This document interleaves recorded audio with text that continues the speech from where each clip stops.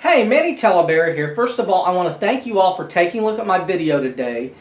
This is video 2 in a series of videos where we're going to be talking a lot about entrepreneurship, mindset, strategy, building a business, making money online. We're just going to give you a lot of ideas and things to think about that can help you with your strategy. And in this video, we're going to talk about the 80-20 rule for a few minutes.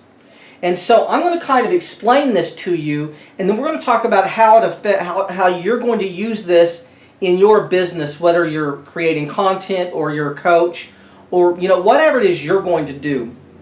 So the first census was actually taken in 1960, and it was released in around 1963. And what the government stated in 1963 was that at retirement age, 80% of the people were broke, 15% had a little bit of money but still had to work, 4% were rich, and 1% were super rich. And like I said, that was released in around 1963. The most recent census was taken in 2010, and that information was released in around 2011 or 2012. And what the government stated at that time was that at retirement age, 80% were broke, 15% had a little bit of money but still had to work, 4% were rich, and 1% was super rich. Now I want you to think about what's happened in the last 50 years with technology. We've had the major advancements in the auto industry. We've had the birth of the computer. The stock market went from a few hundred to, I think a few weeks ago, it hit 20,000. But the reason these numbers have not changed in 50 years is because the computer and the auto industry and the stock market, those things really have nothing to do with whether a person gets rich or not. What determines whether a person gets rich or not are the thoughts they think and the actions they take. Now the good news for you is you can decide which of these groups you want to be in. You can follow the crowd and do little to nothing and at retirement age end up broke. Or what you can do is you can move forward and you can decide if you want to be in the 15%, 4%, or 1%. And you're going to make a decision, and once you make that decision, what will happen is you'll start changing the things that you'll do. You'll quit following the crowd and you'll start doing things differently. Now again, like I said, you would think these numbers would change because of opportunities to go to school and things like that. But what you're going to find is that everyone has this illusion that more money means you're going to have everything paid off and you're going to save for retirement. And unfortunately, more money is not the answer. It's changing the way you look at the way you do things. It's changing the way you look at money. Like most people who are making $50,000, they think if they made $75,000, everything would be great. They would be able to pay off all their debt. They would have a better lifestyle. They would be able to save more money. But what happens is, in general, current income is spent currently. As a matter of fact, what you're going to find here is that most people spend 102% of what they make every year. And so they earn 100% of their income and they spend all of that. And then in addition to that, they spend their tax return. They use installment debt, so they buy things on installments. They use credit cards, and they finance things. So people in general spend 102% of what they make. And this, like I said, pertains to all income earners in all walks of life. So if you take doctors, what you will find is that retirement age, 80% are broke, 15% have a little money, still have to work, 4% are rich, and 1% is super rich. And it doesn't matter which industry you go into. Now what you're going to see is the difference in the income is the lifestyle. So it would be very interesting. A lot of you out there making 50, 60, 70,000 a year, think if you doubled that, you would have a lot more wealth. Well, what you will find is that most people who are making 200, 300, 400,000 a year, a lot of those people are still financing everything. They're still spending 102% of what they make. The numbers aren't changing. The only thing that's changing is that lifestyle. So they do have the really nice house. they have several nice cars, they do go to better schools, but at the end of the day, they're spending all of the money, they're spending that wealth. And the other thing is, when you make large amounts of money, you generally finance large amounts of things. And so what you'll find is that the average person making $200,000 or $300,000 a year, they generally have $100,000 or $125,000 in installment debt that they're paying down.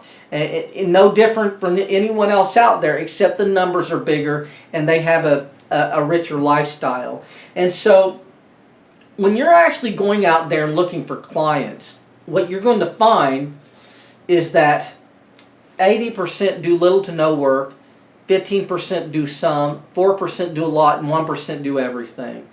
And you're not going to change this. Like if you're getting into the coaching industry or the online content industry to help people, you'll be very, very disappointed if you think that everyone who buys your courses are going to have success. And what you're going to find is it's just not the way things work.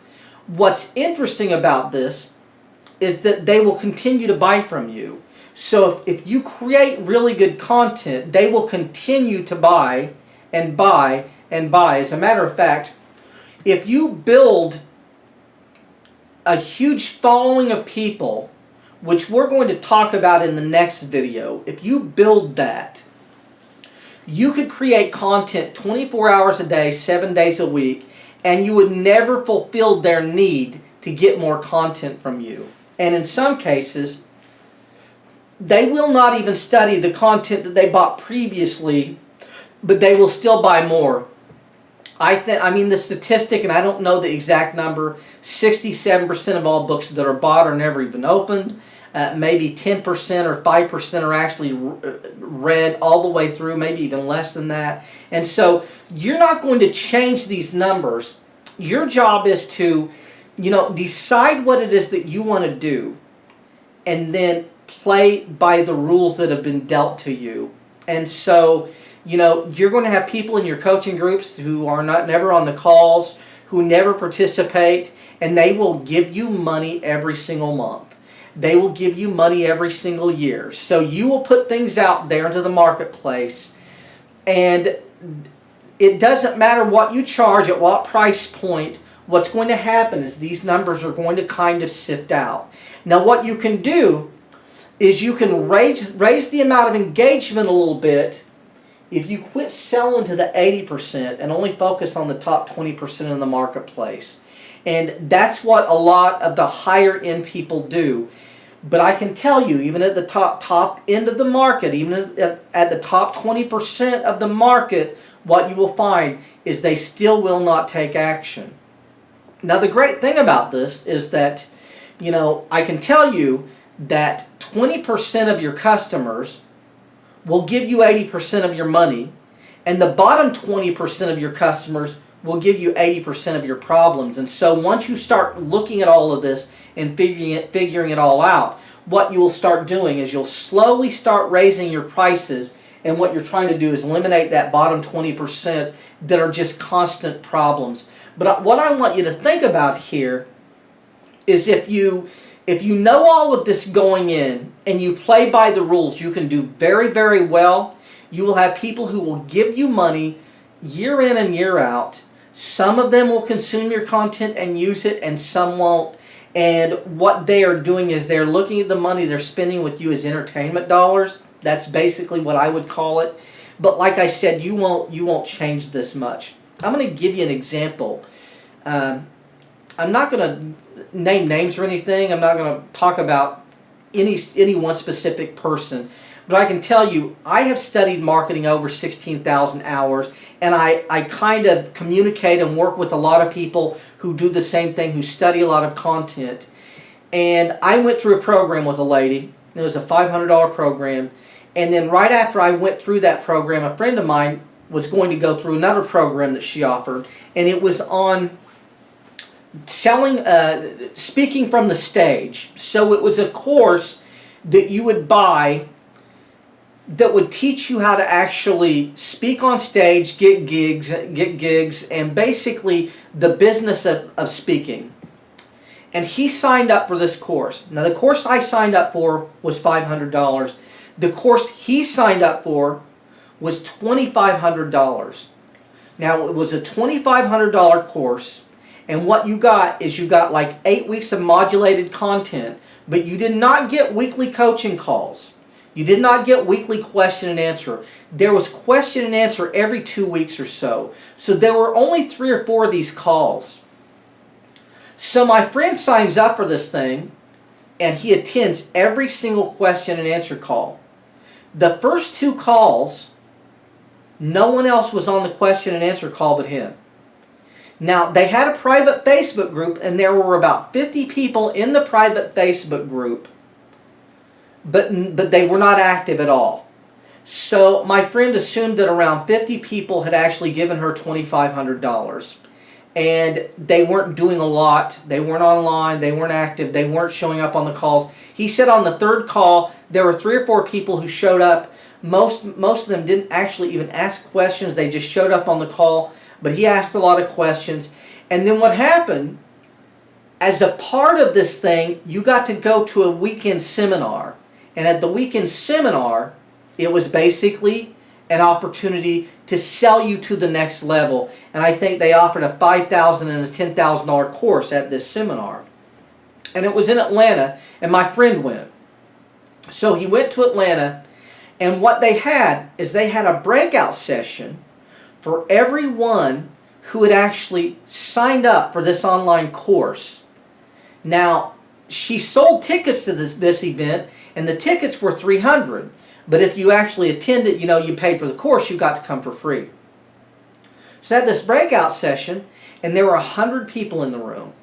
And so what you got to think about is 100 people had given her $2,500. I think that's about $250,000. And very few of those people were doing anything with the content. Very few.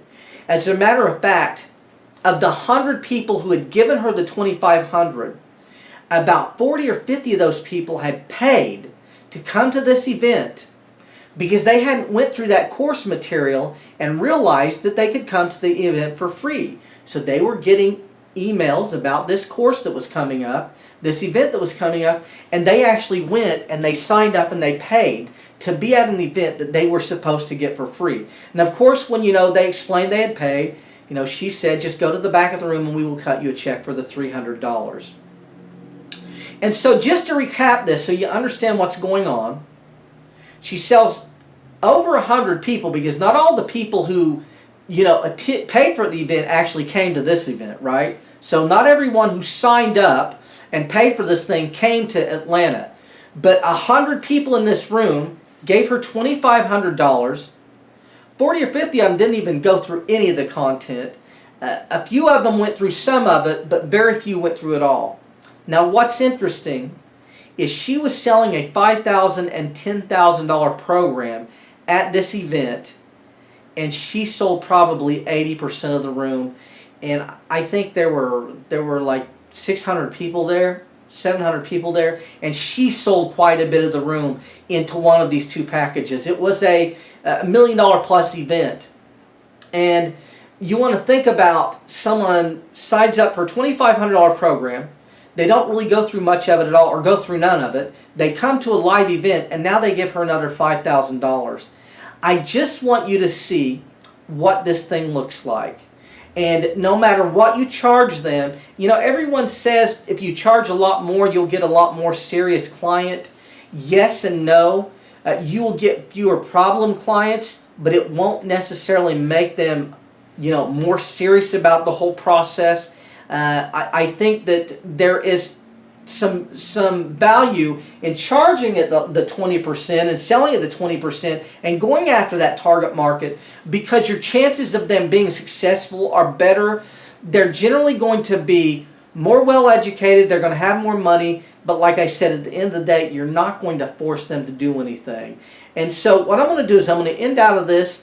I just hope you got a little value from the 80-20 rule. And like I said, I want you to look at it as it pertains to everything that you're doing, as far as actually working with clients, going after clients.